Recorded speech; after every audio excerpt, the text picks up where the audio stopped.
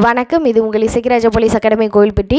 இன்றைக்கி முதன்முறையாக காவல் தேர்வு எழுதக்கூடிய நபர்களுக்கான வீடியோ தான் இது. சரிங்களா? முதன்முறையாக நீங்கள் போலீஸ் எக்ஸாம் எழுத போகிறீங்க. என்ன படிக்கணும், எப்படி படிக்கணும், எங்கேருந்து படிக்கணும் அப்படிங்கிற மாதிரியான கொஸ்டின்களுக்கு பதில் தரக்கூடிய வீடியோ தான் இருக்குது. சரியா?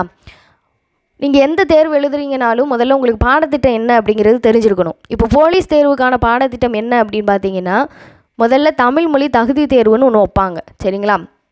அதுக்கப்புறம் 2ஆம் பகுதியில் முதன்மை எழுத்து தேர்வுன்னு ஒன்று இருக்கும். இதுதான் உங்களுக்கான பாடத்திட்டம். தமிழ் மொழி தகுதி தேர்வை பொறுத்தளவுக்கு மொத்தமாக 80 மதிப்பெண்கள் இருக்கும். 80 மதிப்பெண்கள் இருக்கும். 1 மணி நேரம் 20 நிமிடங்கள் உங்களுக்கு டைம் கொடுப்பாங்க. சரியா? இந்த 80 மதிப்பெண்களுக்கு நீங்கள் 32 மதிப்பெண் எடுத்தாலே பாஸ் தான். அதே மாதிரி முதன்மை எழுத்து தேர்வு தான் உங்களுடைய வேலையை தீர்மானிக்கக்கூடியது.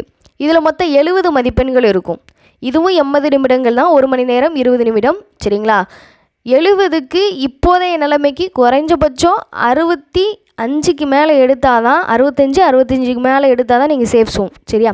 சரி, இப்போ இது எப்படி தான் படிக்கிறது அப்படின்னு பார்த்தீங்கன்னா, தமிழ் மொழி தகுதி தேர்வை பொறுத்தளவுக்கு எல்லாமே உங்களுக்கு 6ஆம் வகுப்பிலிருந்து 10ஆம் வகுப்பு வரை உள்ள பள்ளி பாட புத்தகத்திலிருந்து தான் வினாக்கள் கேட்கப்படும். சரிங்களா?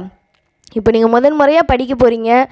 இன்னும் நல்லா பார்த்தீங்கன்னா ஒரு 2 மாதங்கள் தான் உங்களுக்கு டைமே இருக்குது. சரிங்களா? அதுக்குள்ளே நீங்கள் 6ஆம் வகுப்புலேருந்து 10ஆம் வகுப்பு வரை உள்ள எல்லா புத்தகத்தையும் படிக்க முடியுமா அப்படின்னு கேட்டால் அது ஒரு பெரிய கேள்விக்குறி தான். அப்போ என்ன பண்ணலாம் அப்படின்னு பார்த்தீங்கன்னா, இப்போ நம்ம அகாடமி புக் எடுத்துக்கிட்டிங்கன்னா தமிழ் புத்தகத்தில் ஒரு வரி வினாக்களாக தான் இருக்கும். சரிங்களா? அதை வாங்கி படித்தாலே போதும், உங்களுக்கு தேர்ச்சி அடைகிறதுக்கு ரொம்ப உதவியாக இருக்கும். புரியுதா? அதே மாதிரி உங்களுக்கு முதன்மை எழுத்து தேர்வை பொறுத்தளவுக்கு என்ன பாடத்திட்டம் இருக்குது அப்படின்னு பார்த்தீங்கன்னா, பொது அறிவில் 45 வினாக்கள் கேட்பாங்க. உளவியலில் 25 வினாக்கள் கேட்பாங்க. சரிங்களா?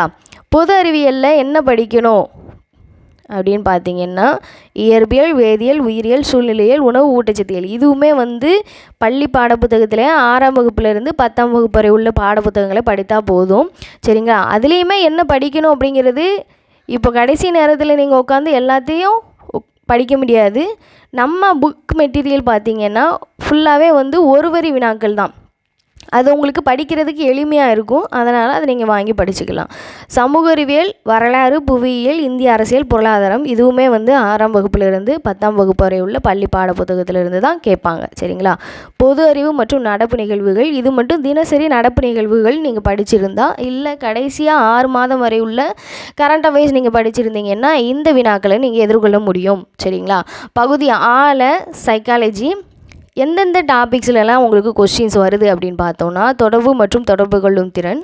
சரிங்களா? எண் பகுப்பாய்வு, தர்க்க பகுப்பாய்வு, அறிவாற்றல் திறன், தகவல்களை கையாளும் திறன். சரிங்களா? இதுக்குமே நம்ம அகாடமியில் நல்ல ஒரு புத்தகம் இருக்குது, சைக்காலஜி புத்தகம். அதை நீங்கள் வாங்கி படிச்சிங்க அப்படின்னாலே அதுவே போதுமானது. சரிங்களா? பாடத்திட்டம் இதுதான். மொத்தமாக 70 மதிப்பெண்கள் தான் உங்களுக்கு ஸ்கோரிங்கே. சரிங்களா? 70ல் கம்பல்சரி நீங்கள் 65 கிட்ட இருந்தீங்கன்னா தான் உங்களுக்கு கண்டிப்பாக வேலை கிடைக்கும் அப்படின்னு சொல்ல முடியும். சரிங்களா?